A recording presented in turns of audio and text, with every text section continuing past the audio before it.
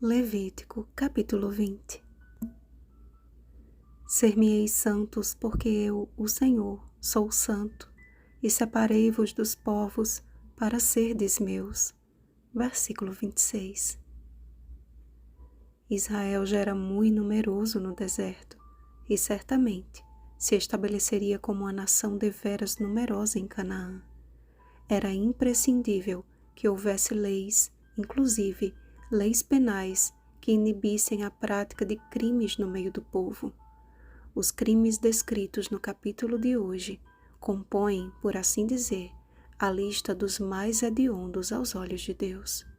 Suas sanções, que incluem pena de morte e esterilidade, já dizem por si só que a tolerância divina não os admite.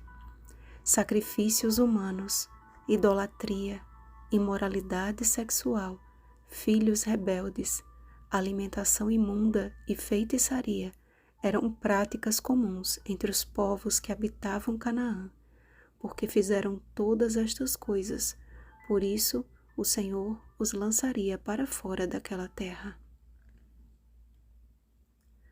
Até hoje, as penas estabelecidas por Deus chamam a atenção para o rigor que possuem.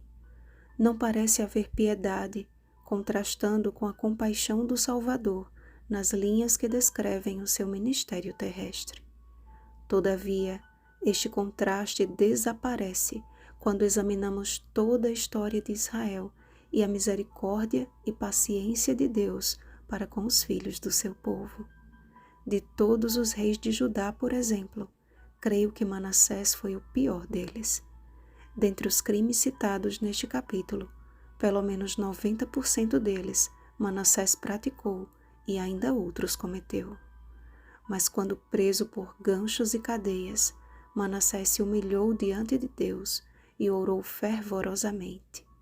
Resultado, foi perdoado por Deus, conduziu Israel a um reavivamento e reforma, e dormiu em paz o sono da morte dos que serão despertados para a vida eterna na volta de Jesus. Deus abomina o pecado, mas ama o pecador. Suas leis e penas aplicadas aos transgressores, ao contrário do que aparentem, não eram para a morte, e sim para a vida.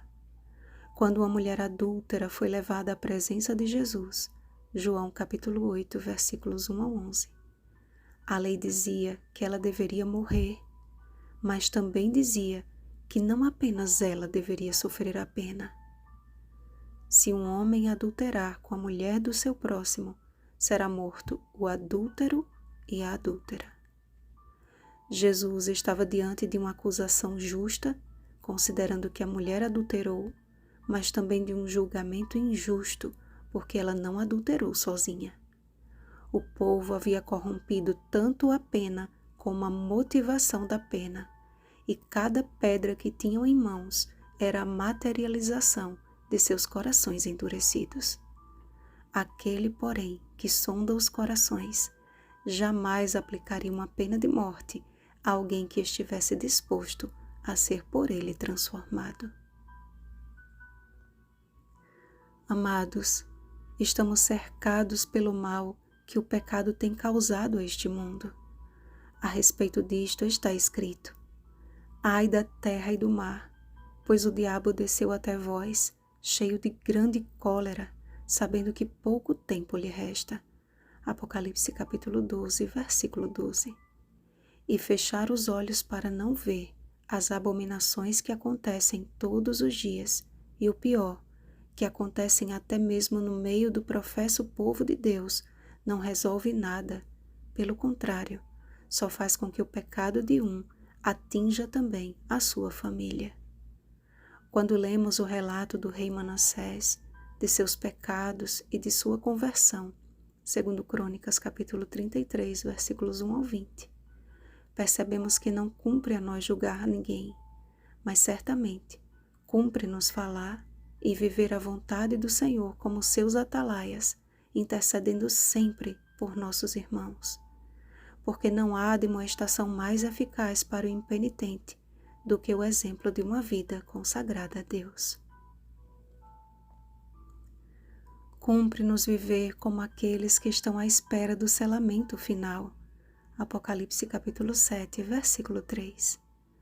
Porque como nos dias do profeta Ezequiel, assim será nos últimos dias.